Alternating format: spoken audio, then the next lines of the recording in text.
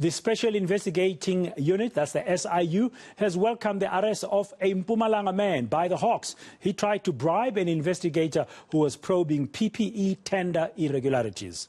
SIU spokesperson Kaiser Kganyago says this is an indication that there will be no negotiations with suspects.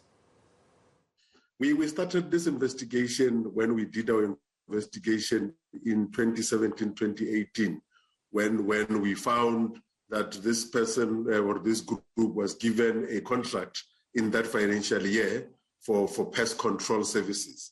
Then when the COVID happened, and in March last year, they just, without following any process, moved this contract to the issue of disinfection services without even going on a tender.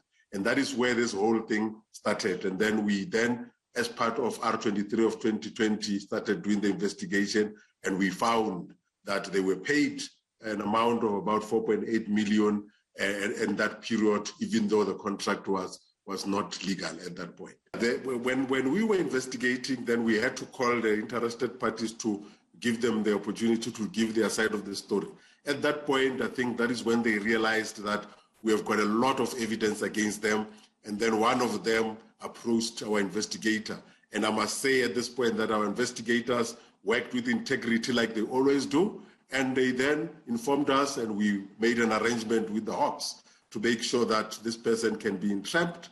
And then we met with this person, our official met with this person yesterday, and then he will then offer to give our official 50,000 rand in exchange of cancelling this whole thing so that they are not found. And that was, we were ready for them, and the Hawks were ready to catch them.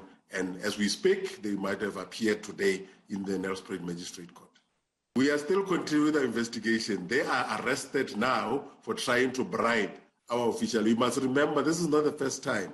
As in 2019, when I arrived here, I think it was in November, we had a similar kind of a situation in Limpopo where people were trying to bribe our officials.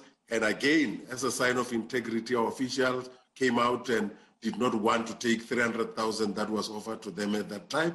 And that matter is also going to be appearing in the Polokwane Commercial Crime Court next month in September. Therefore, this is a clear sign that we are not going to allow the public to do wrong things and then come and bribe our officials so that all the things can just disappear. We are very clear, and we want to commend our sister state institution in the Hawks and all the other state partners that we have to make sure that we fight together and fight this scourge of corruption. Kaiser Kganyago of the SIU. Now,